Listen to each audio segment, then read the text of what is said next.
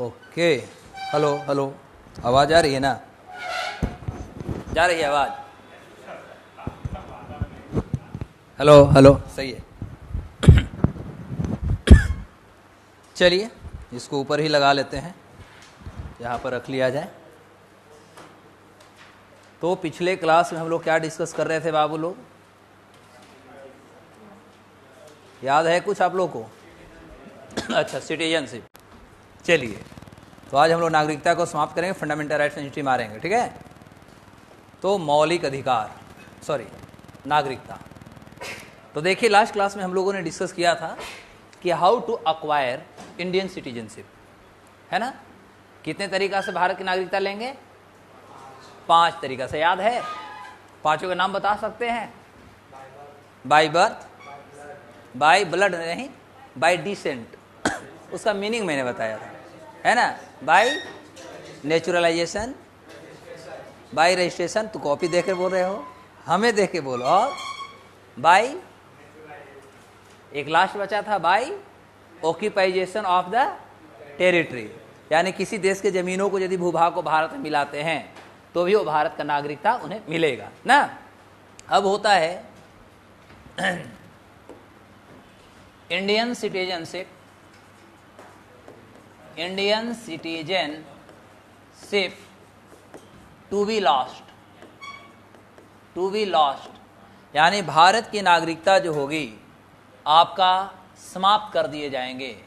तरीका 3 यहां रहेगा, ठीक है बाबू लोग? पहला क्या होगा? नहीं, वो तो ठीक है, लेकिन प्रश्न होता है पहला क्या होगा? तो पहला हमारा रिनाउंस होगा। वर्ड क्या होगा? रिनाउंस। दूसरा जो हमारा होता है वो होता है टर्मिनेशन। और तीसरा जो होता है वो होता है हमारा डिप्राइवेशन, ठीक है?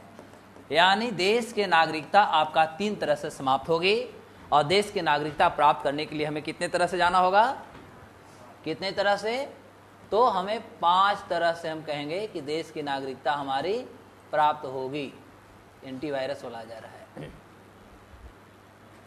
चले, तो नागरिकता हमें प्राप्ति के लिए 3 हैं और जाने के लिए नागरिकता हमारे 5 हैं। रिनाउंस क्या क्या मतलब होता है?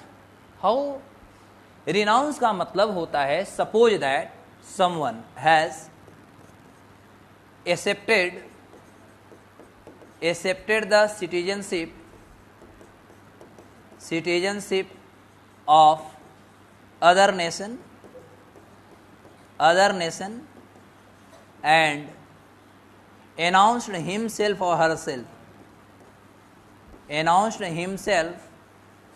or herself to you can say live Indian citizenship. मतलब कोई व्यक्ति मान लिया जाए कि किसी दूसरे देश की नागरिकता ले लेता है, तो जैसे दूसरे देश की नागरिकता लेता है तो उसके बाद वो खुद अनाउंस करता है कि देखो भैया, हम विश्व के अन्य देशों के नागरिकता जो है, हम विदेश के नागरिकता ले चुके हैं, इसलिए भारत की नागरिकता को हम त्याग करते हैं, छोड़ देते हैं। क्लियर हुआ?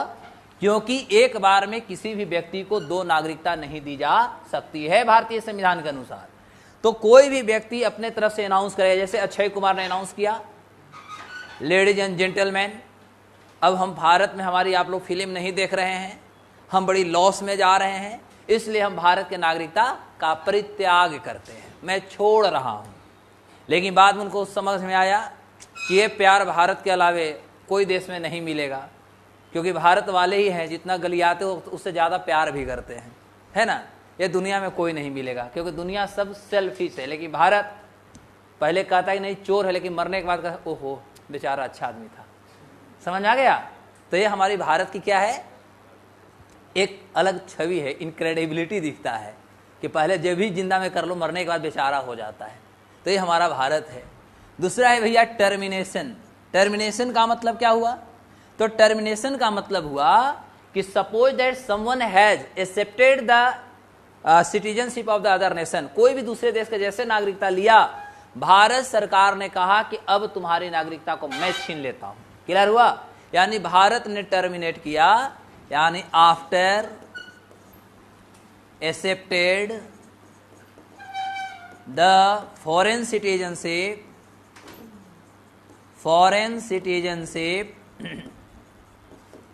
इंडियन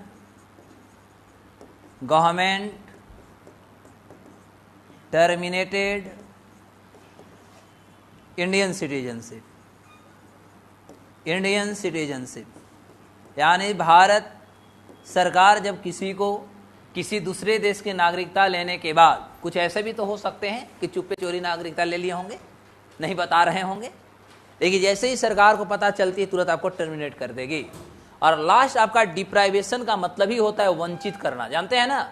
अभी डिप्राइवेशन का मतलब, वंचित का मतलब होगा कि जैसे मान लिया जाए, इसमें जो होता है टर्मिनेशन में भी ये याद रखना है कि किनको टर्मिनेट किया जाएगा, ये भी क्लियर होना चाहिए। तो जिनकी भी नागरिकता कहेंगे कि नेचुरलाइजेशन के माध्यम से लिया गया है, ये भी क्लियर हो जाना चाहिए, ठीक है, या कह सकते हैं रजिस्ट्रेशन के माध्यम से लिया गया है। तो कोई भी व्यक्ति यदि करेगा तो उनको भी इससे खत्म हुआ, ये दोनों यहां पर भी आएगा। डिप्राइवेशन में होगा कि मान लिया जाए कि कोई भी व्यक्ति भारत की नागरिकता लिया, लेकिन नागरिकता लेने में वो कुछ गलत किया है, डॉक्यूमेंट फेंक दिया है, हो सकता है कोई आदमी फ्रॉड हो, अपने बारे में बहुत कुछ छिपा लिया गया हो, ये भी हो सकता है। भारत की नागरिकता लेने के बाद भारत के अंदर से कमजोर करने की कोशिश, यानी इंटरनल जो हमारा सिक्योरिटी होता है, इंटरनल सिक्योरिटी में कुछ गड़बड़ कर रहा है। At the time of emergency, at the time of war, जैसे मान लो भारत और पाकिस्तान और भारत चीन के बीच में युद्ध हो जाए, और ऐसे परिस्थिति में वह भारत के दुश्मन राष्ट्रों से टेस्टिंग करता हो, या मैसेजिंग करता हो, या बातचीत रखता हो, ट्रेडिंग रखता हो, क्लियर हो गया। तो ऐसे जो नागरिक होंगे, ऐसे जो व्यक्ति होंगे, वह देशद्रोही कहे जाएंगे, क्लियर हुआ। दूसरी महत्वपूर्ण बात है, यदि कोई व्यक्ति भारत की नागरिकता ले लिया, डॉक्यूमेंट ये सब तो क्लियर हो गया, उसके अलावा भारत की नागरिकता ले लिया, लेने के बाद भारत के संविधान को नहीं मानता, भारत की इंटीग्रिटी पर वो प्रश्न उठाता है, देश की संप्रभुता पे प्रश्न उठाता है, भारत के लोकतंत्र पे प्रश्न उठाता है, देश के राष्ट्रीय गान, राष्ट्र जितने भी हमारा है, ये सभी को सम्मान नहीं करता है। तो और मान लिया जाए कि दुनिया के किसी भी देशों में भारत की नागरिकता लिया, और नागरिकता लेने के 5 साल के अंदर दुनिया के किसी भी देशों में उसके अगेंस्ट कोई चार्ज आ जाता है, FIR दर्ज होता है, और 2 साल का लगभग उसे कहीं भी पनिशमेंट दे दी जाती है, तो ऐसे परिस्थिति में उस व्यक्ति को भारत की नागरिकता समाप्त कर दिया जाएगा, भारत सरकार उसको वंचित कर दिया जाएगा, क्लियर हो गया। तो पॉइंट क्या क्या आपको याद रखना है, मान लिया जाए इंडियन सिटीजनशिप, आप लिखते भी चल सकते हैं, Indian citizenship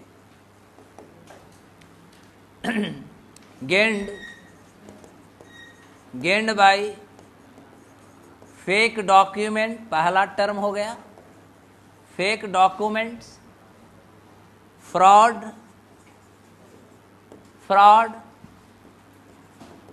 at the time of war, allied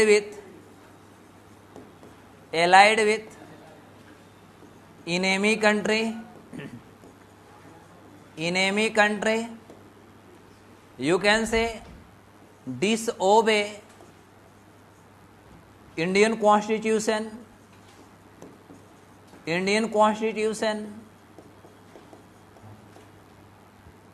anthem। जैसे आज आपने सुना होगा सवेरे से सारे सरकारी स्कूल में आज एक गाना बजा है, क्या बजा है, वंदे मातरम। क्यों पता नहीं, लेकिन रेलवे स्टेशन पे भी बजा था, क्योंकि मैं भी सुबह ट्रेन पकड़ रहा था, अचानक बजा, तो एक बंदा हमारे बगल में बोलता है, क्या चुनाव के कारण का ही गनवा बज गया, आज तक कभी बजते हुए नहीं देखे। हमने कहा कि इसका मतलब आप देश में रहते ही नहीं है, क्योंकि 150 साल पूरा हुआ है, और बिहार का जिस दिन सरकार बनेगी, यानी रिजल्ट आएगा 14 तारीख को दिन, नेहरू जी का चिल्ड्रन डे रहेगा, ठीक है। अच्छा आप लोग से पूछा, हाँ 14 नवंबर को ही तो नेहरू जी का चिल्ड्रन डे होता है, पता है कि नहीं, हाँ ये भी बात याद रखना है। और पंडित नेहरू जी की बेटी इंदिरा गांधी का बर्थडे जो होगा, ठीक है, ठीक 19 नवंबर का होगा, 5 दिन के बाद, हम उनका भी पूरा याद रखते हैं, ठीक है। तो 14 नवंबर पंडित नेहरू जी का जयंती होगा, चिल्ड्रन डे, और 19 नवंबर जाएगा तो इंदिरा गांधी का बर्थडे मनाएंगे। और इस साल बिहार का आप लोग बता सकते हैं कि बिहार का 21वां चुनाव हुआ है। होमवर्क दे रहे हैं, थोड़ा सा सब ध्यान देना, क्योंकि बिहार का देना है। एंथेम सॉन्ग, हाँ वंदे मातरम का 1.5 साल पूरा है, ठीक है।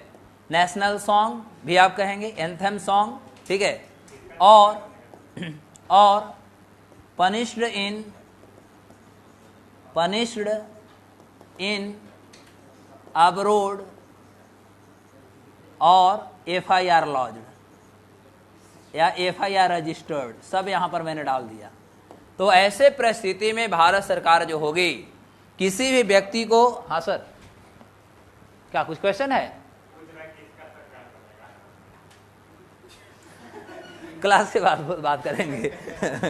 तो यहां पर हमें 3 तरह से भारत की नागरिकता हमारी समाप्त हो जाएगी, बस इतना को हमें याद करना है। क्लियर हो गया? तो जल्दी से याद कर लेना है। नागरिकता लेने के लिए 5 गो तरीका है और नागरिकता जाने के लिए 3 ही तरीका है। एक है रिनाउंस, एक है टर्मिनेट और एक है डिप्राइवेट। रिनाउंस का मतलब हुआ कि हम खुद घोषणा कर रहे हैं कि मैं भारत की नागरिकता छोड़ रहा हूं क्योंकि मैं दूसरे देश की नागरिकता ले लिया है, ठीक है। टर्मिनेट का मतलब कि आप जैसे दूसरे देश की नागरिकता लेंगे, भारत सरकार आपको भारत की नागरिकता से वंचित कर देगी, छीन लेगी। और तीसरा है कि आपने गलत तरह से भारत की नागरिकता ले लिए हैं। इसमें भी दोनों टर्म को यहाँ पर याद कर लेना है। खास तौर पे वैसे लोगों को यहाँ पर हटाया जाता है नेचुरलाइजेशन के माध्यम से जो लेते हैं और रजिस्ट्रेशन के माध्यम से जो लेते हैं, ये दोनों को ही ज़्यादातर इस नियम के अंतर्गत लाया जाता है, डिप्राइवेशन में लाया जाता है।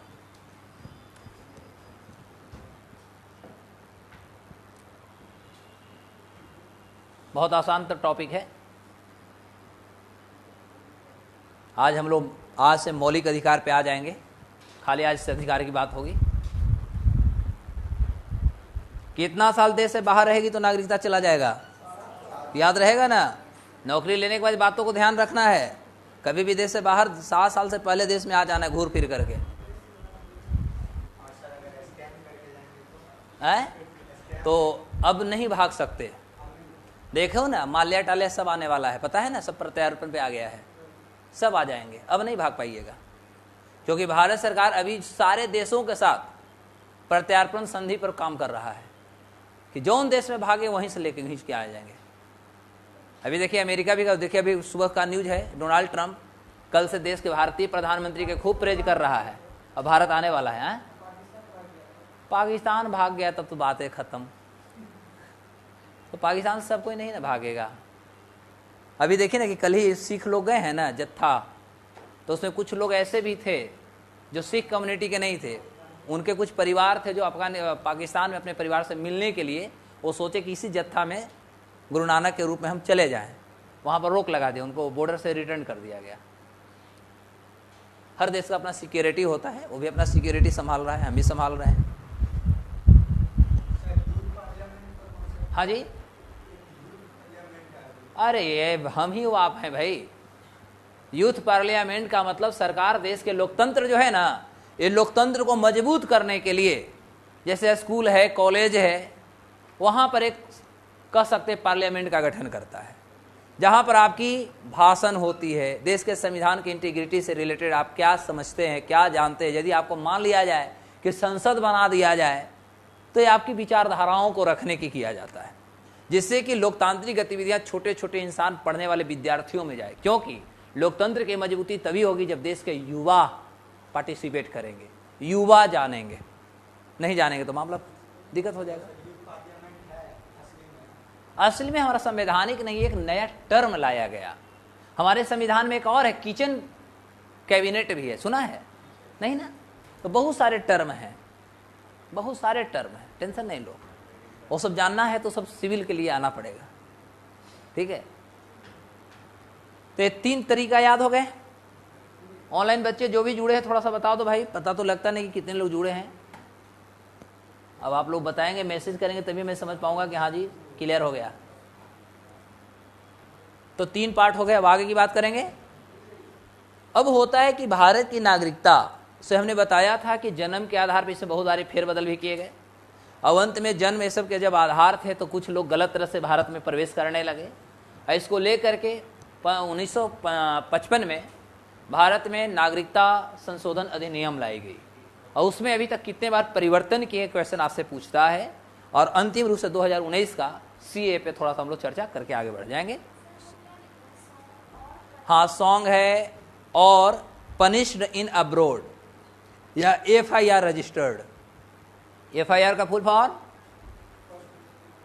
FIR देते होंगे ना मोबाइल चोरी होने पर, फर्स्ट इंफॉर्मेशन रिपोर्ट, FIR का फुल फॉर्म होता है फर्स्ट इंफॉर्मेशन रिपोर्ट। अभी सबसे ज़्यादा समस्या बढ़ रही है, बैंक यानी फिनेंशियल फ्रॉड ज़्यादा हो रहा है स्पैम कॉल के माध्यम से, है ना। बहुत सारे डॉक्यूमेंट भेज दिया जाएगा व्हाट्सएप पे, आप जैसे टच करते हैं आपका मोबाइल पूरा का पूरा जो होता है किसी और के कब्जे में चला जाता है। तो इस तरह से भी नए चीज़ों को, नए नंबर, नए मैसेज को आप अवॉइड करें, क्योंकि RBI भी कह रही है। इसके लिए भारत सरकार पटना में भी 24/7 हमारा साइबर सेल काम कर रही है। तो अभी और सारे दूसरे कोई साइबर नहीं है, हम ही आप में से हाईली क्वालिफाइड लोग हैं, समझाया, जिनको कहीं रोजगार नहीं मिला। जैसे झारखंड में एक जगह है जामताड़ा, सुने हो, वहाँ इतना छोटा छोटा बच्चा SPDM के भी चूना लगाने से नहीं छोड़ता है, और सबके दरवाजा पे 10-10 लाख के दरवाजा पे गाड़ी खड़ा है।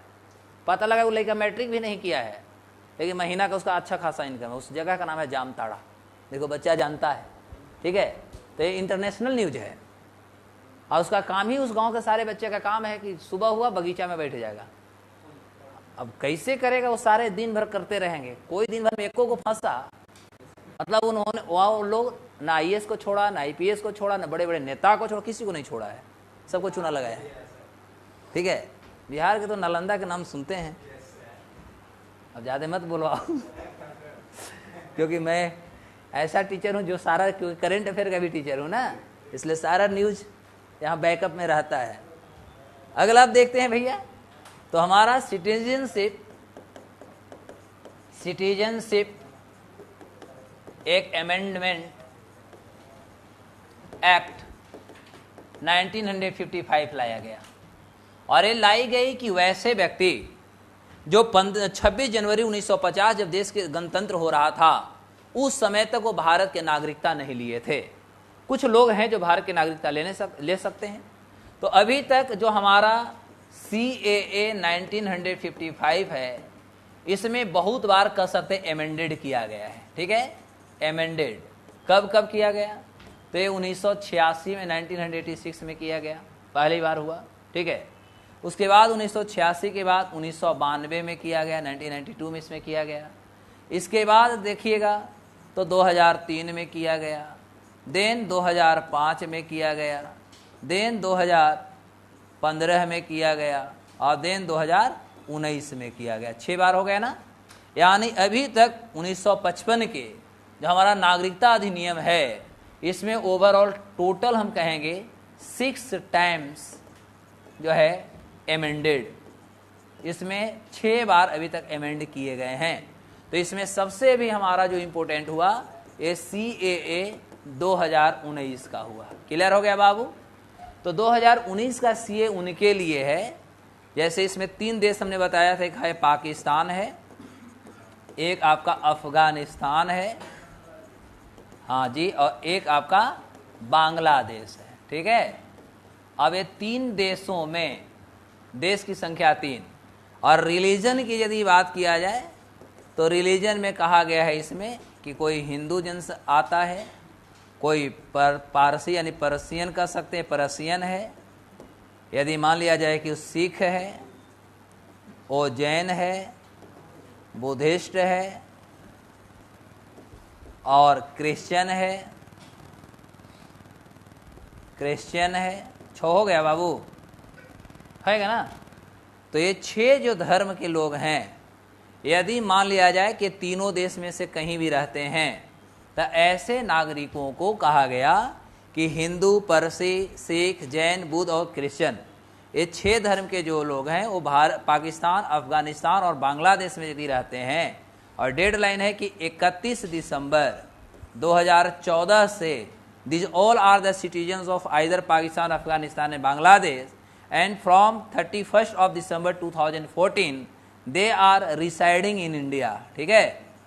रिसाइडिंग इन इंडिया, यदि ये भारत में इस डेड लाइन से रह रहे हैं तो हम कहें to be eligible for Indian citizenship, for Indian citizenship. Clear हो गया? बस इतने याद कर जाना है।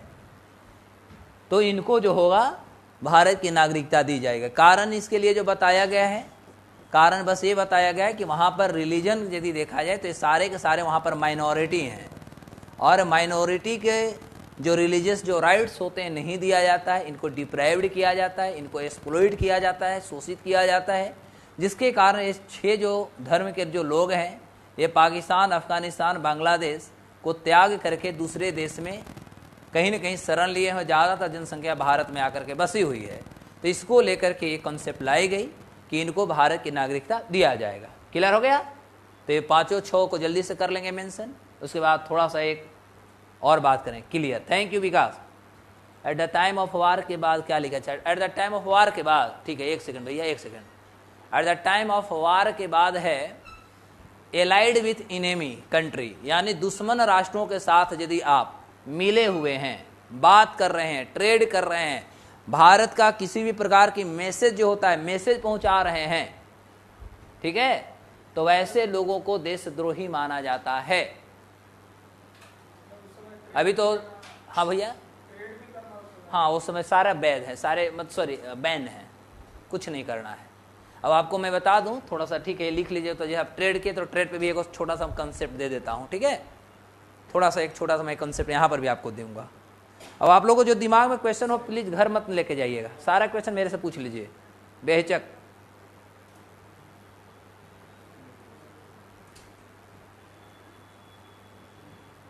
CA 2019 पाकिस्तान, अफगानिस्तान और बांग्लादेश के यदि 6 धर्म के लोग हैं और भारत में 31 दिसंबर 2014 से रह रहे हैं तो भारत की नागरिकता मिलेगी।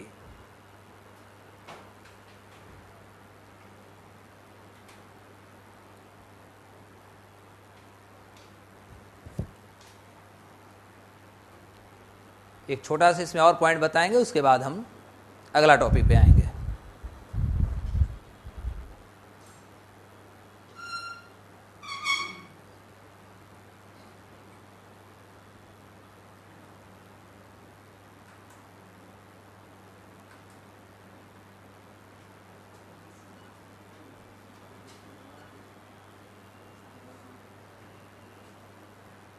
क्लियर?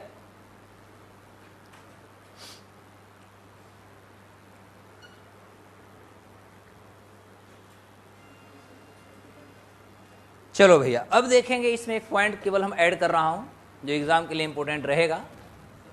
अच्छा नहीं हुआ, सॉरी भाई।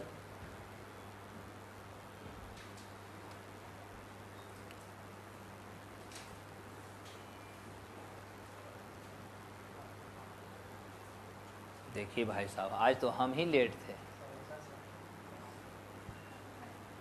भूल ही गए थे।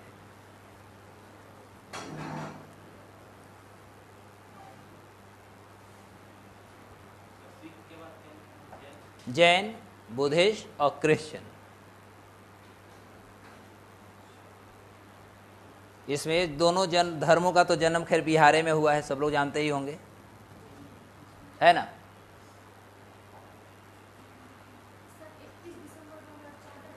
हाँ, 2014 से कोई भी रिसाइडिंग इन इंडिया, ये 6 धर्मों के 3 देशों के लोग residing in India to be eligible for Indian citizenship, यदि भारत में वो रुक रहे हैं, रह रहे हैं, तो इनको भारत के नागरिक समझा जाएगा, भारत की नागरिकता दी जाएगी।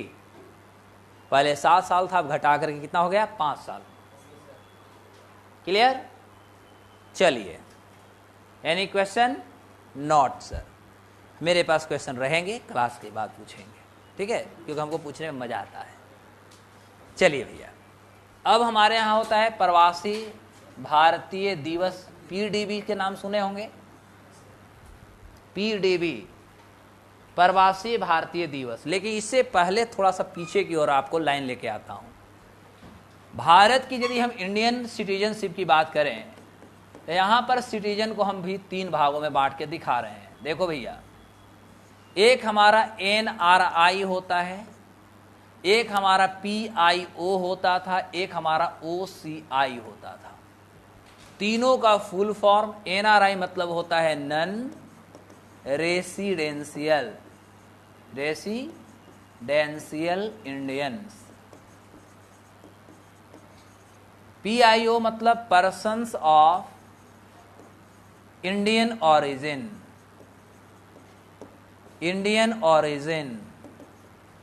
और OCI मतलब overseas citizen of India, overseas citizen of India. ये है क्या, सोचेंगे। देखो बाबू लोग, NRI जो होती है, NRI मीन टू से कंप्लीट इंडियन, ठीक है, यह हमारा कंप्लीट इंडियंस हैं, शुद्ध हमारे भारतीय भाई लोग हैं।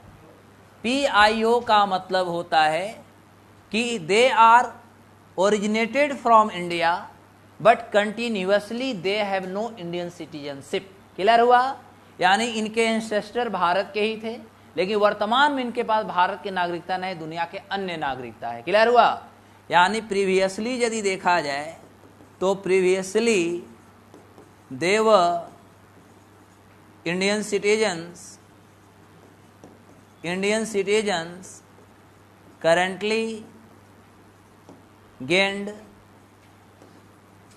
अदर नेशंस, अदर्स कंट्री, यानी अभी इनका भारत की नागरिकता नहीं है लेकिन भारत के थे। जैसे हमने उस दिन एग्जाम्पल बताया था सुनीता विलियम्स, याद है ना? तो ये जो सुनीता विलियम्स हैं, अभी सुनीता, अनीता, सनिचरी, मंगरी कहाँ मिलेगा? भारत में। लुइस फ्रोलोवा कहाँ मिलेगी? यूरोप में। जियांग हुआंग कहाँ मिलेगा? क्लियर हो गया? तो मैं नहीं सर, चाहे सुनीता विलियम की बात करें, अब कमला हैरिस, अब ये नाम ही है कमला। भारत में, बिहार में हमारा कमला नदी भी है कि नहीं है? तो एक कमला हैरिस, ये सारे हमारे क्या हैं? तो इनके पूर्वज जो हैं वो इंडियन रहे हैं, but now they have no Indian citizenship because they left, यानी renounce Indian citizenship and accepted to the other nations. Clear हो गया? अब OCI जो होते हैं, इसको हम लिखते हैं यहां पर प्योर फॉरेनर्स। एक कभी जीवन में भारतीय नहीं थे, किसी प्रकार से भारत से इनका कोई संबंध नहीं था, लेकिन भारत के प्रति अब इनका इच्छा जाग रहा है, इसलिए भारत की नागरिकता लेने की बात कर रहे हैं। तो ये दोनों में प्योर इंडियन ये हुआ, यहां पर कंप्लीट इंडियन का मतलब भी कर देते हैं प्योर इंडियन, तो एकदम शुद्ध 100% अभी भी भारतीय हैं। अब इनके लिए है कि 365 दिन होता है, यदि कोई भी व्यक्ति 284 दिन या इससे अधिक आउट ऑफ 365 डेज, यानी एक साल में 284 दिन या 284 दिन से अधिक व्यक्ति जो है living outside India carrying Indian passports. Clear हो गया? एक ऐसा भारतीय जो 365 दिनों में 284 दिन या 284 दिन से अधिक भारत से बाहर रहता है और उसके पास भारतीय पासपोर्ट है, तो वह व्यक्ति क्या कहलाएगा? याद हो गया? और जो अब भारत के नागरिकता छोड़ के दूसरे देश की नागरिकता स्वीकार कर लिया, वो हो जाएगा PIO। और जो कभी भारतीय थे ही नहीं, अब भारतीय बनने की इच्छा रखते हैं, उन तो इसीलिए है ओवरसीज का मतलब समुद्र के पार, ठीक है? तो समुद्र के पार वाले को हमें बनाना है, भारतीय नागरिकता देना है।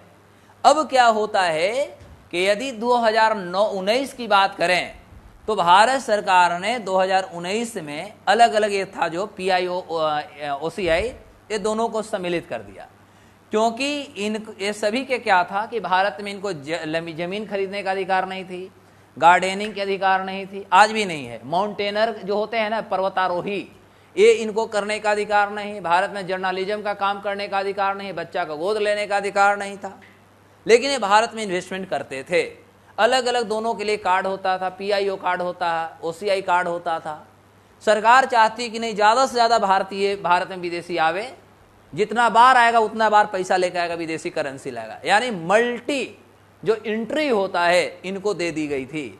अब सरकार दोनों कार्ड जो था, ओसीआई कार्ड अलग था और पीआईओ कार्ड अलग थी, अब दोनों कार्ड को जो है मर्ज कर दी गई, यानी 2019 में पीआईओ प्लस ओसीआई मर्जड कर दिया गया। क्लियर हो गया?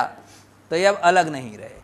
अब इसका कॉन्सेप्ट हमने बताया था पिछले क्लास में कि भारत में यदि देखा जाए तो प्रवासी भारतीय, हिंदी यहाँ थोड़ा हम भी करता हूँ, प्रवासी भारतीय जो दिवस होता है, ये प्रवासी भारतीय दिवस का कॉन्सेप्ट बताया था कि जब अटल बिहारी वाजपेयी देश के प्रधानमंत्री थे, गल्फ कंट्री गए तो भारतीय जो नागरिक थे वहाँ पर विदेशी में जो कमा रहे थे, भारत को पैसा भेजे तो उन्होंने प्रश्न पूछा था। और इसी दौर में 2002 में हमने बताया था कि LM सिंघवी है ना, LM सिंघवी कमेटी बनी थी और इस कमेटी के रिकमेंडेशन पर, रिकमेंडेशन या रिकमेंडेड बाय, और इस तरह से 2003 में हमारे यहाँ NRI के लिए एक प्रवासी भारतीय दिवस का कॉन्सेप्ट लाई गई। और 2003 से हमारे भारत में जो प्रवासी दिवस मनाई जाती है वह 9 जनवरी एवरी ईयर, याद रहेगा ना, एवरी ईयर, प्रत्येक साल हमें 9 जनवरी को हम प्रवासी भारतीय दिवस मनाते हैं, क्योंकि 9 जनवरी 1915 को गांधी जी जो थे, Gandhi arrived India from south Africa. बता सकते हैं कि साउथ अफ्रीका में जो गए थे एक केस लड़ने के लिए, किसका केस लड़ने के लिए गए थे? मोहम्मद अब्दुल्ला, याद रहेगा। कहाँ के थे? गुजरात के एक बिजनेसमैन थे, ठीक है। तो वह, उनका पूरा नाम ऐसे दादा अब्दुल्ला कहा जाता है, ठीक है। तो जो दादा अब्दुल्ला जो थे उन्हीं के केस लड़ने के महात्मा गांधी जी गए थे। तो 9 जनवरी 1915 को गांधी जी, एक्चुअली गांधी जी गए थे कहाँ, कब से भी बता दूं। एक गांधी जी 1893 में, 1893 में ये दक्षिण अफ्रीका गए थे केस लड़ने के लिए, और एक दिन के लिए भारत आए थे बीच में, और वह था 1901। 1901 में गांधी जी एक दिन के लिए भारत आए थे और फिर चले गए थे साउथ अफ्रीका। तो 1901 में जो आए थे, कांग्रेस का समिट चल रहा था कलकत्ता में, और उसी में पार्टिसिपेट करने के लिए आए थे। और उसके बाद 1901 के बाद फिर गांधी जी जो गए सीधे भारत में, कब आ गए? 1915 का 9 जनवरी। इसलिए भारत को माना जाता है कि भारत में सबसे ज्यादा कोई देश से बाहर रहा, प्रवासी भारतीय रहा तो गांधी जी ही थे। क्लियर हुआ? और यही कारण है कि 9 जनवरी 1915 को देखते हुए 9 जनवरी को भारत में भारतीय प्रवासी दिवस के रूप में लाया गया, और ये 2003 से लगातार 9 जनवरी को प्रवासी दिवस मनाई जाती है। और इस साल 2025 में जो ये मनाया गया, ये आपका भुवनेश्वर में मनाया गया था। कहाँ पर? भुवनेश्वर, यानी ओडिशा। आप लोग बता सकते हैं ओडिशा की राजधानी कहाँ है? और भुवनेश्वर से पहले राजधानी कहाँ था? कटक। बहुत अच्छी बात है, 3 अक्षर का मेरा नाम, उल्टा सीधा एक समान। ठीक, तो जल्दी से इसको भी कर लिया जाए। एकदम सही है ना, एकदम टू द पॉइंट। तो एग्जाम में करंट में पूछेगा कि 2025 का प्रवासी भारतीय दिवस कहाँ मनाई गई? भुवनेश्वर, ओडिशा। शुरू कब हुआ? 2003 में। अब ये भी थोड़ा ओरल याद कीजिएगा, लिखवाऊंगा नहीं, बल्कि ये याद रखना है कि जब 2003 से भारतीय प्रवासी दिवस मनाई जाती, तो प्रत्येक साल मनाई जाती थी, लेकिन अब एक साल गैप करके मनाई जाती है, अब 2 साल पे मनाई जाती है। ठीक है, अब 2 साल पे मनाई, पहले एक ही प्रत्येक साल मनाई जाती थी, अब एक साल गैप करके, जैसे 25 मनाया है ना, 26 नहीं मनेगा, 27 मनेगा। विदेशी हर साल तुरंत आएंगे नहीं ना। पिछले साल याद है कि इंदौर में क्या हुआ था? पिछला जो हमने इंदौर में मनाया था, अब इतना विदेशी भारतीय आ गए कि सरकार जितना के न्योता दिया उससे ज़्यादा दे आ गए। पता चला कि इंदौर में रहने के लिए जगह, मतलब जहाँ प्रधानमंत्री और राष्ट्रपति का जो भाषण हो रहा था वहाँ पर जगह नहीं था खड़ा होने के लिए भी ना। आधा से ज़्यादा भारतीय जो NRI थे बाहर ही खड़े रह गए, उसको हंगामा मचा दिए कि सरकार की क्षमता नहीं था, औकात नहीं था, तो क्यों लाया। तो इससे हमारे भारत के कहीं ना कहीं सम्मान पे प्रश्न होते हैं ना। लेकिन इंदौर के लोगों ने भारत को इज्जत बचाया। इंदौर के लोगों ने अपना घर ही खाली कर दिया, अपने घरों में सभी विदेशी जो हमारे भारतीय थे उनको खाना पीना रहने का व्यवस्था कर दिया, और इससे हमारे देश का इज्जत बचा। यदि आप देखेंगे 2023 वाला, समय मिले तो कभी देख लीजिएगा, तो ये इंदौर में मनाया गया था। ओके, क्योंकि उस समय हम भोपाल में पोस्टेड थे। तो मैंने भी गया था। तो ये पहले इधर कर लीजिए, उसके बाद इसको कर लीजिएगा। पहले ए वाला तीनों को कर लीजिए फटाफट। अब आपकी नागरिकता हो गई समाप्त। अब हम आगे टॉपिक की बात करेंगे, नया टॉपिक रहेगा, और इस टॉपिक का नाम हमारा एक को रहेगा, फंडामेंटल राइट्स। देखिए इतना लिखने के बाद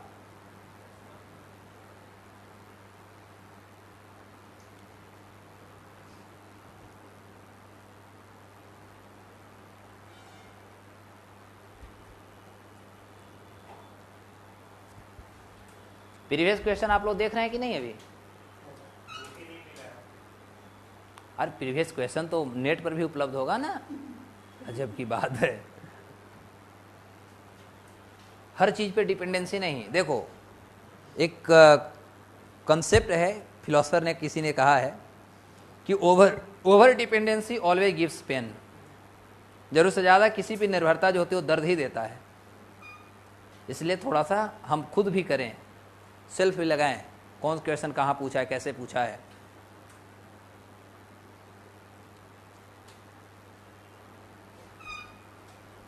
अब इसी को सिविल सर्विस में पढ़िएगा तो इस पर केस स्टडी है, बहुत सारी केसेस पढ़ना होता है। तो आपको पता ही होगा, मेनका गांधी के पासपोर्ट तक सीज कर लिया गया था, क्योंकि मेनका गांधी चाहती थी विदेश जाना। जो वरुण गांधी है उनका, क्योंकि जब उनके संजय गांधी हस्बैंड का जब मृत्यु हो गया, मतलब कत्ल हो गया, तो उसके बाद वो चाहते थे देश छोड़ना। तो ये सभी से रिलेटेड बहुत सारी फिर केसेस आता है, वही जो सिविल में पढ़ना होता है। तो सिविल में मेन केस स्टडी बहुत बड़ा बड़ा होता है, इंपॉर्टेंट होता है। होना तय है, लेकिन हमें तो संवैधानिक दृष्टि से पढ़ना है ना। वो तो व्यक्तिगत सब पे कुछ भी हो सकता है। अब हम ही जा रहे पीछे से कोई भी कह सकता है गुरुजी ने चोर है, क्या करोगे? तो व्यक्तिगत अटैक हो सकता है, लेकिन हमें पढ़ना है संवैधानिक, हमारा कॉन्स्टिट्यूशन क्या कहता है। क्योंकि संविधान से ऊपर हमारे देश में कोई नहीं है, चाहे वो राष्ट्रपति ही क्यों ना हो। हमारे देश में किसी भी प्रकार के कानून का व्यवस्था का निर्माण होता है वो भी संविधान के अधीन होता है, under the constitution. So therefore we have to follow the mode of the constitution.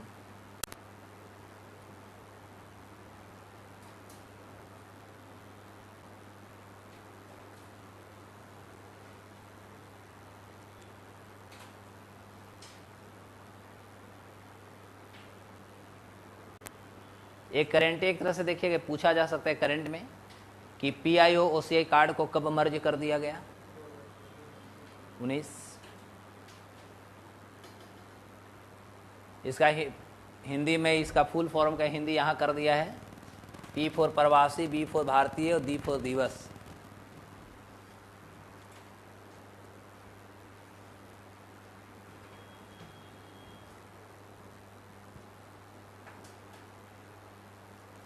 Orissa से ही हमारे अभी राष्ट्रपति जी हैं ना।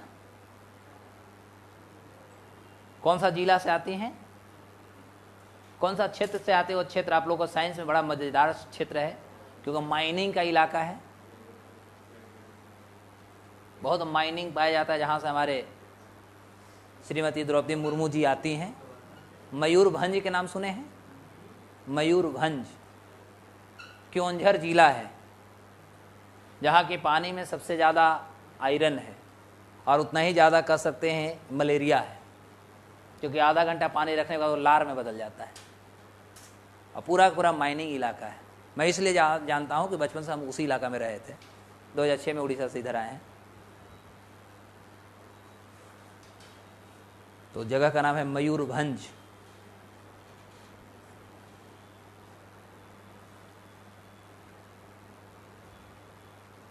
क्लियर हो गया? चलिए अब कॉपी में नया टॉपिक डाल दीजिए, दूसरा पेज होना चाहिए। अच्छा हाँ लिख लीजिए, जो लिख लिए उनसे क्वेश्चन पूछेंगे वो लिख लिए बच्चिया। गांधी जी कब भारत से गए थे साउथ अफ्रीका? एक दिन के लिए गांधी जी कब भारत आए थे? कहाँ आए थे? अपने घर। उनका घर था गुजरात में, कलकत्ता। और पूर्ण रूप से भारत कब आ गए? 9 जनवरी और इसीलिए 9 जनवरी को क्या मनाया जाता है? प्रवासी भारतीय दिवस। जो भारतीय प्रवास कर गए हैं, प्रवास के मतलब चले गए हैं, अब हमारे प्रवासी बिहारी जा रहे हैं पंजाब, लुधियाना, गुजरात, क्यों सारे पर्व हो गए तो प्रवासी मजदूर कहे जाते हैं। कोरोना के टाइम में आपने सुना होगा मुजफ्फरपुर के ज्योति बहुत फेमस हुई थी, न दरभंगा के,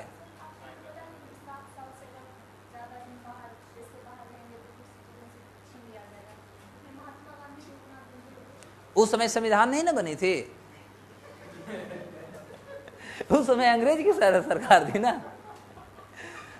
अब हम अपने संविधान के अनुसार बात कर रहे हैं। हाँ, उस समय होता तब तो गांधी जी बैरिस्टर थे ना, वो तो खुद कानून के ज्ञाता थे। ठीक है, अब आगे बढ़े। हाँ, एक क्वेश्चन आपसे ये पूछा जाए कि गांधी जी का फोटो भारतीय नोट पर कब आया? क्या जब आजाद हुआ, हमारे भारत आजाद होने के बाद जब नोट छपा उसी समय गांधी जी थे या बाद में गांधी जी आए? गांधी जी के बिना नोट अधूरा है ना। तो ये भारतीय करेंसी पे गांधी जी कब आए? जो बताएगा आज ग्रीन पार्टी मिलेगा। कोई मोबाइल नहीं देखेगा, देखो चला रहा है पीछे, देख रहे हैं? नहीं, राजीव गांधी के सरकार में। राजीव गांधी जब देश के प्रधानमंत्री थे उस समय 1987 में, ये भी थोड़ा याद करो। देखो, आप लोगों ने गांधी जी से पूछा तो हम भी गांधी जी से रिलेटेड क्वेश्चन शुरू कर गए। मेरी बहुत गंदी आदत है, एक पूछोगे तो 4 बताएंगे। अच्छी आदत है। तो 1987 में सबसे पहली बार 500 रुपया के नोट पर गांधी जी के फोटो आया था। उसके बाद 1996 से भारत में आरबीआई सारे नोटों पर गांधी जी को डाल दिया। हाँ, अब आरबीआई 1996 से आरबीआई सरकार 1987 में प्रयासरत रही और केवल 500 के नोट पर आई। एक और क्वेश्चन यहीं से दाग देता हूं। जैसे 2016 में मोदी जी ने पैसा बंद कर दिया था, 1000 और 500 के नोट। क्या देश की आजादी के बाद आपको पता है कि हमारे भारत में 10,000 और 5,000 के भी नोट चले थे? नहीं पता है ना? सुख हो, आगे हड़बड़ाओ ना, जब इकोनॉमिक्स पढ़ाएंगे तो इतिहास बताएंगे कि कितने हमारे देश में गड़बड़ हुए हैं, लेकिन उन सारे इतिहास को छुपा दिए गए और आज हल्ला बोलते हैं। लेकिन हम इतिहास को अपना कहानी नहीं बताते हैं। हमारे यहाँ 1947 से लेकर 1978 तक 5,000 के नोट और 10,000 के नोट चलते थे। लेकिन 1978 में जब इंदिरा जी बुरी तरह हार गई, इस समय मोरारजी देसाई प्रधानमंत्री बने, जब भारत में इमरजेंसी के बाद, तो मोरारजी ने कहा कि देश में सबसे बड़ा घोटाला यही है। उन्होंने सबसे पहले इसको बंद किए और उसके बाद हमारे यहाँ 500 के भी नोट जो था और 1,000 के नोट भी नहीं चल रहे थे। ये 500 1,000 के नोट शुरू हुए हमारे यहाँ 2000 ईस्वी से। आज तेरा के जय। अरे तू जैसे किसी को घर में पैसा ब्लैक मनी रखना है, ठीक है, तो यदि 100 का केवल नोट है तो छोटा है तो बड़ा अमाउंट हो जाएगा। मान लो तुमको 1 लाख रखना तो इतना हो जाएगा, लेकिन यदि 10,000 है तो 10 को हो जाएगा, कहीं छुप जाएगा। आया समझ में? Oh my God.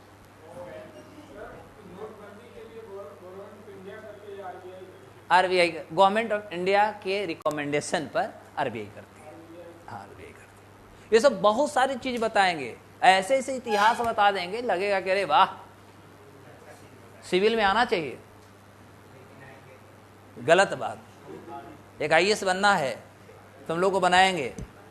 अब ये समझ में आ गया 2016 में हमारे यहाँ नोटबंदी हुई थी, कितना बवाल हुआ, लेकिन देश में कितना लंबा, आजादी से लंबा समय तक इतने बड़े बड़े नोट चलते रहे, कोई के पते नहीं है।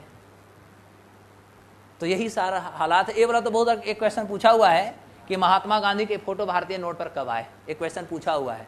इसलिए आपने गांधी, अभी गांधी से देखो, गांधी की बात हुई, गांधी से कितने सारे बता दिए। एक्चुअली केवल 1987 में 500 के नोट पे, पूरा के पूरा नोट पे गांधी जी 1996 में आ गए। 96 होगा, ऑप्शन में 96 ही देगा। क्लियर हुआ? टेंशन नहीं लो, ऑप्शन 96 देगा। अब आगे बढ़े। यस, टेंशन नहीं लेना है, खाली हम पूछेंगे, अभी एग्जाम अभी नहीं पूछेगी। अब एक न्यू टॉपिक और हम आ रहे हैं, उसका नाम है दादा फंडामेंटल राइट्स, यानी देश को में इसको हिंदी में कहते हैं मौलिक अधिकार। तो ये जो हमारा फंडामेंटल राइट्स है, संविधान के पार्ट 3 और आर्टिकल 12 to 35 में फंडामेंटल राइट्स की बात हुई है। फंडामेंटल राइट्स की यदि हम ओरिजिन की बात करें तो ये ओरिजिन हुआ है 1215 में, 1215 में, और उस समय किंग जॉन थे, किंग जॉन, ठीक है।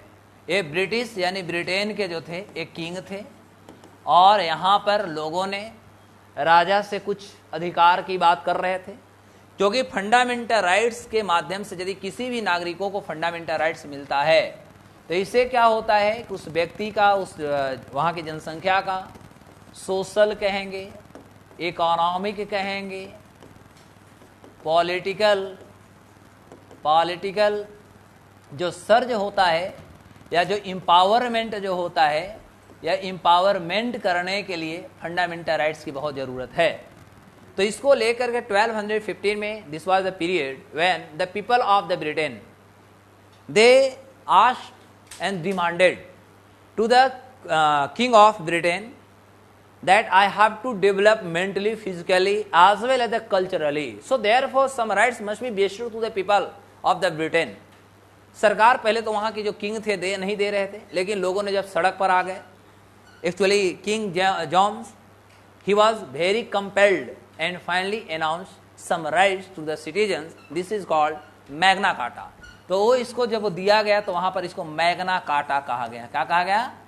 मैग्ना कार्टा इसको कहा गया, जिसे आप बिल ऑफ राइट्स भी कहते हैं, बिल ऑफ राइट्स भी कहेंगे। तो ये सारे जो नाम आ रहे हैं ये सभी इसी का नाम है। कोई फंडामेंटल राइट्स कहा, कोई मैग्ना कार्टा कहा, कोई बिल ऑफ राइट्स कहा। Is it clear? भारत में भी तीनों नाम से जाना जाता है। अब क्वेश्चन बनेगा कि इंडिया कहाँ से लिया? तो एक्चुअली इंडिया यू कैन से बेस्टोड, या बेस्टो नहीं करता हूँ, इंडिया रिसीव ही करता हूँ। India accepted from USA constitution. Bharat ने इसे अमेरिका के संविधान से लिया है। क्लियर हुआ? तो मौलिक अधिकार भारत जो स्वीकार किया, भारत ने अमेरिका के संविधान से मौलिक अधिकार लिया, लेकिन इसकी ओरिजिनेशन जो होती है वो 1215 में इंग्लैंड से होता है, और इसे कोई फंडामेंटल राइट्स कहता है, कोई मैग्ना कार्टा कहता है, कोई बिल ऑफ राइट्स कहता है। तो इसकी शुरुआत इंग्लैंड से होती है। इतना कंसेप्ट क्लियर हुआ? अब होता है कि भारत में यदि देखा जाए तो 12 to 35 हमारा फंडामेंटल राइट्स की बात हो रही है। जब हम कहेंगे कि ओरिजिनली यानी at the time of constitution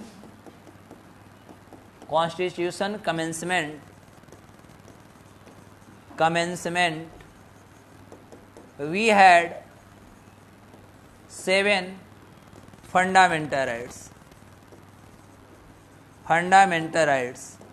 उस समय हमारे पास टोटल कितने थे?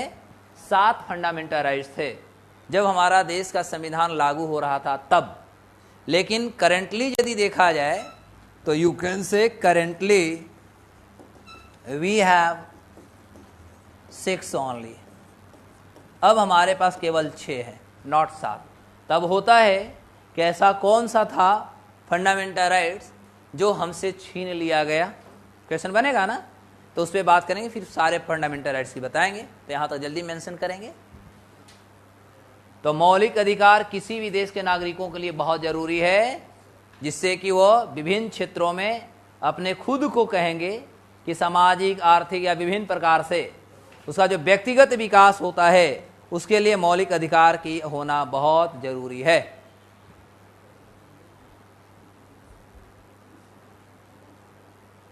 जैसे पहले हमारे समाज में बिटिया को माता पिता 15 साल, हाँ लिखो, 20 साल के पहले ही शादी कर दिए जाते थे। अब बिटिया हल्ला कर रहे हैं ना, लड़ रहे हैं कि ना, लड़का जब अपने पैर पे खड़ा होकर के शादी करता तो मैं क्यों नहीं। इसको लेकर के आप देखेंगे कि अब हमारे यहाँ लड़कियों की शादी का उम्र कितना हो गया? 21 साल। पहले 18 था, अब लड़कियों के शादी का एज 21 साल हो गया और लड़कों का जितना ऊपर चलते जाओ। हाँ, जॉब के बाद नहीं हो कर सकते हो, है ना। तो now this has been finished. तो 3-4 पॉइंट इसमें हुआ।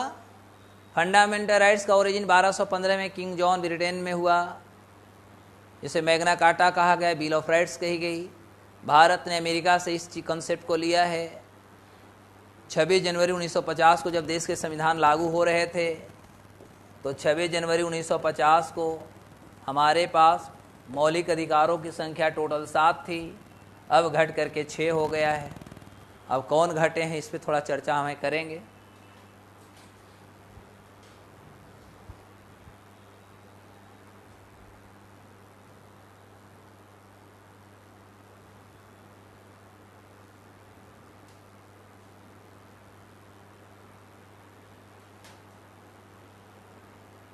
ऑनलाइन बच्चे क्लियर है?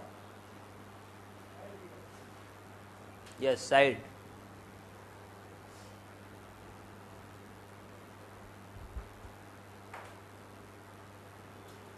कितने बजे तक है क्लास हम लोग का?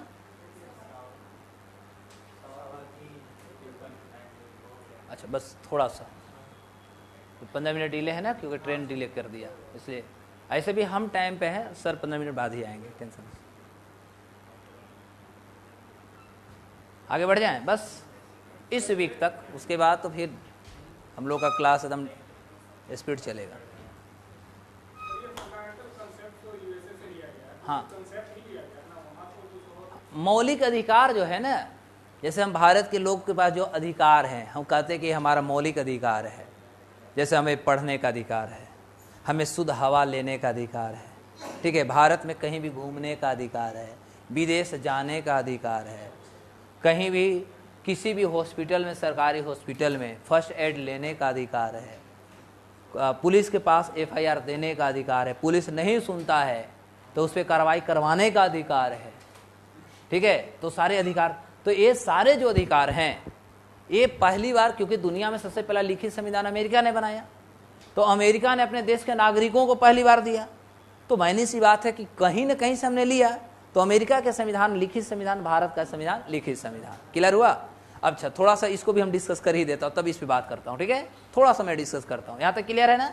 जैसे हमने संविधान पे चर्चा किया, संविधान की बात किया, तो देखो बुआ, जो हमने अभी कॉन्स्टिट्यूशन की बात कर रहे हैं, छोटा पॉइंट में एक हम समझते हैं, तो पूरी दुनिया में जो होती है, एक कॉन्स्टिट्यूशन को हम 4 भागों में बांट के देखेंगे, ठीक है। पूरे वर्ल्ड में 4 तरह के संविधान है।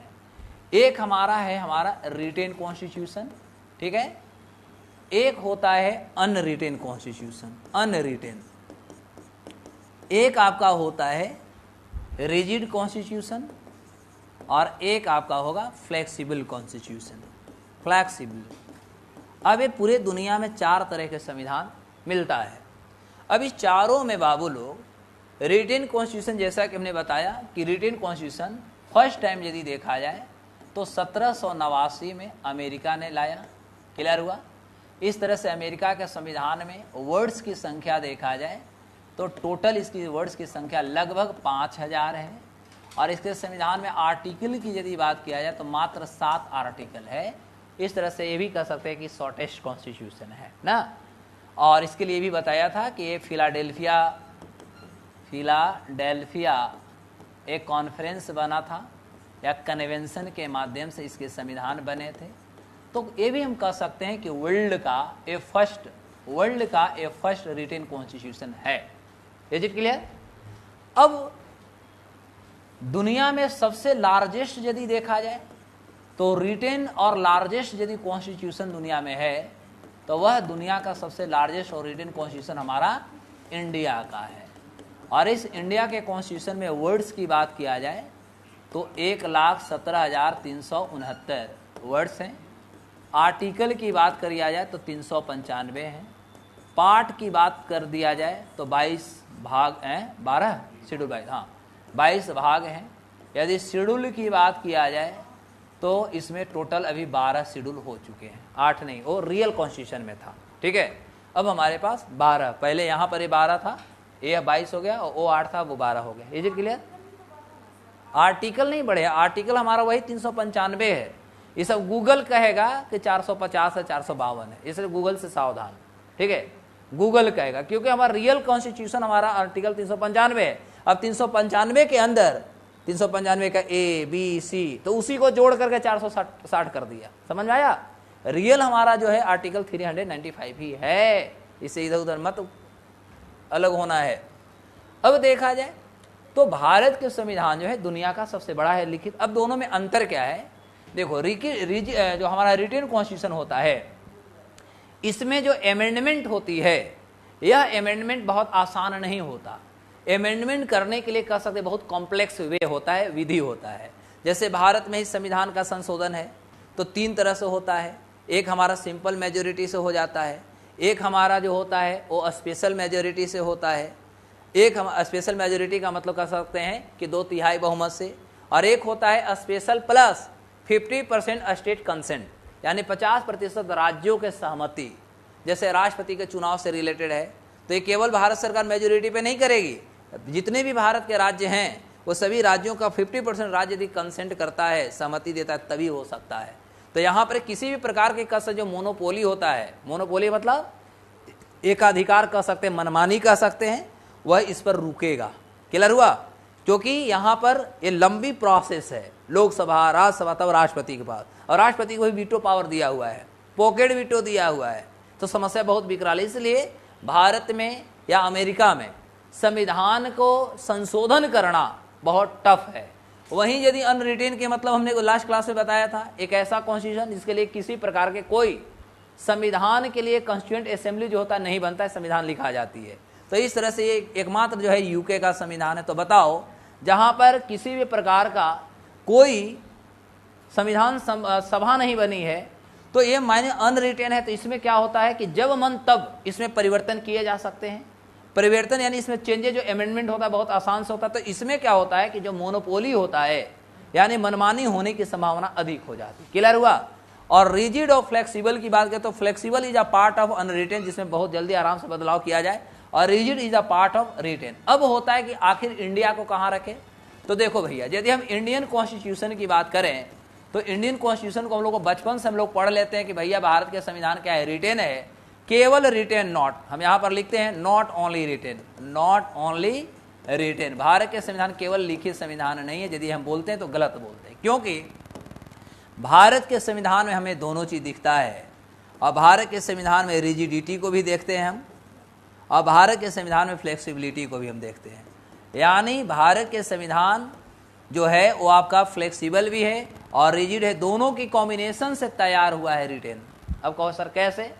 तो जैसे रिजिड का मतलब हुआ कि हमारे यहाँ संविधान संशोधन आसानी से नहीं हो सकते, उसके लिए एक प्रोसेस बनाई गई है। यदि प्रोसेस से नहीं जाते हैं तो वह नॉन कॉन्स्टिट्यूशनल होगा। रिजिड का मतलब जैसे आपको बहुत सारे मौलिक अधिकार दे दिए गए हो, हमें मानना पड़ेगा। हम ये नहीं कह सकते, किसी के साथ किसी प्रकार का डिप्राइवेशन नहीं कर सकते हैं, किसी को हम किसी चीज़ों से वंचित नहीं कर सकते हैं। जैसे इमेजिन हम कर लेते हैं, जैसे बिहार के जो हम लोग नॉर्थ इंडिया वाले हैं, हम लोग के साथ तमिलनाडु वाले बहुत गड़बड़ करते हैं, बहुत बदतमीजी करते हैं। फिर भी यदि वो बोध गया आते हैं, क्योंकि बोध गया तो सबको आना ही है, पूर्वजों के आन बान शान पानी देना ही है, ठीक है। अब वो बोध गया आएंगे, ट्रेन में बैठेंगे, उनकी भाषा से हम समझ गए कि अच्छा तमिल बोल रहे हैं, फिर भी उनको ये नहीं कर सकते भैया तुमको ट्रेन में नहीं बैठने देंगे, या इस ट्रेन में नहीं बैठने देंगे, या बगल में नहीं, ऐसा नहीं कर सकते, क्योंकि वह भारत का नागरिक है। और भारत के नागरिक का ये अधिकार दिए गए फंडामेंटल राइट्स में कि उनका रेसिज्म के आधार पर, उनका रिलीजन के आधार पर, उनका कास्ट के आधार पर, उनका कलर के आधार पर, उनके सेक्स के आधार पर, उनके बर्थ प्लेस के आधार पर, यानी जन्म जो स्थान होता है, इस आधार पर उनके साथ किसी प्रकार के कोई डिप्राइव्ड नहीं कर सकते। यदि करते हैं तो अनुच्छेद 32 के तहत सुप्रीम कोर्ट और आर्टिकल 226 के तहत हाई कोर्ट के सामने हमें उपस्थित होना पड़ेगा। तो हम मान भी रहे हैं कि हमारे साथ वो गलत करते हैं, फिर भी हम कुछ नहीं कर सकते हैं। उन्हें भी स्वतंत्र है पूरे भारत का घूमने का, उनका भी ये अधिकार दिए गए कि देश के हर कोना में जिनको मानते हैं वहां पर जा सकते हैं। क्लियर हुआ? तो ये हमें न मन के बावजूद भी मानना पड़ रहा है, तो रिजिड हो गए ना। फ्लेक्सिबल का मतलब थोड़ा सा आसान बनाना। जैसे हमारे भारत के संविधान के अनुच्छेद, ध्यान समझिएगा, अनुच्छेद आर्टिकल 21 के 1 में जोड़ा गया कि 6 साल से 14 साल के बच्चों को फ्री में एजुकेशन देना है। अब आर्टिकल 21 कौन है? हमारा फंडामेंटल राइट्स है, और फंडामेंटल राइट्स कहता है कि दिस इज इनफोर्सिएबल, मानना पड़ेगा। समझना है, मानना पड़ेगा, जो हमारा संविधान का दिया आपको मानना पड़ेगा। अब 6 साल से 14 साल के कोई बच्चा गरीब का है, वह स्कूल जाने में असमर्थ है, क्योंकि हमारे भारत में ये देखा गया है, खासतौर पर जो गरीब परिवार होते हैं, गलती से उस घर में बेटी जन्म ले लिया तो उसका भविष्य तो ऐसे अंधकार हो गया, क्योंकि बेचारी पढ़ लिख नहीं पाती, कुछ सीख नहीं पाती है, क्योंकि उससे छोटे जितने भी भाई बहन आते हैं उनका लालन पालन करने का पूरा अधिकार उस बहन का हो जाता है। Am right? क्योंकि माता जी पिताजी होते बाहर में काम करते हैं और सीधे कहते हैं कि बउआ के देखना। अब वो बेचारी न पढ़ाई करती, न लिखाई करती, न सियाई बिलाई कुछ नहीं सीखती है। तो सबसे बड़ा बहन हो जाना गरीब घरों में मुझे लगता है कि सबसे ज़्यादा प्रताड़ना है, सबसे बड़ी दर्द है। जो भी हम एग्जाम्पल देंगे दूसरा जगह से नहीं देंगे, एकदम आपके आस पास से ही देंगे, जल्दी घुसे दिमाग में, ठीक है। तो अब मायने सी बात है, यदि वो बच्ची स्कूल नहीं जा पा रही है तो क्या पुलिस उठाकर उसको थाना में डाल देगी उसके माता पिता को? यदि डालती है, इनफोर्सिएबल में मैं समझा रहा हूं, क्योंकि तो फोर्स करता है कि आपको बच्चा को पढ़ाना ही पढ़ाना, स्कूल भेजना ही भेजना है। अब मान लिया जाए कि किसी के माता पिता एलिजिबल नहीं है, गरीबी के कारण, अन्य कारण से बच्चों को स्कूल नहीं भेज पा रहा है 6 साल 14 साल, तो उनके माता पिता को यदि जेल डाल दिया जाए तो क्या उस बच्चा का मानसिक, सोशल यानी सामाजिक, क्या उसका विकास होगा? अवरुद्ध होगा कि नहीं होगा? तो इसके लिए फिर हमें इसमें क्या पढ़ते हैं? अनुच्छेद एक आर्टिकल 51 का ए आता है, इसमें भी 6 साल से 14 साल के बच्चा का चर्चा है। तो 51 का ए में क्या है? Fundamental duties. ये आपका कर्तव्य है। कर्तव्य है कि जब क्लास खत्म हुआ, आपका अधिकार है कि सर गर्मी है, पैसा दिए हैं, पंखा एसी मिलना चाहिए, पेमेंट किए हैं, ये आपका अधिकार है। लेकिन आपका एक कर्तव्य है कि जब क्लास से आप जाएं तो पंखा फ्री ये सब जितने भी है एसी टेसी सबको बंद करके जाइए, ये आपका फंडामेंटल ड्यूटी भी है। लेकिन आप नहीं बंद करके जाइएगा तो क्या हम आपको कुछ कर लेंगे? कुछ कर लेंगे? बहुत भी बोलेंगे बाबू बंद करके जाते, इससे ज़्यादा हम नहीं बोल सकते। तुम ट्रेन से जा रहे हो, ट्रेन हमारे एक सार्वजनिक संपत्ति है, जितना मान लिया जाए कि भारत के जो रेल मंत्री हैं उनका जितना अधिकार उतना ही हमारा अधिकार है।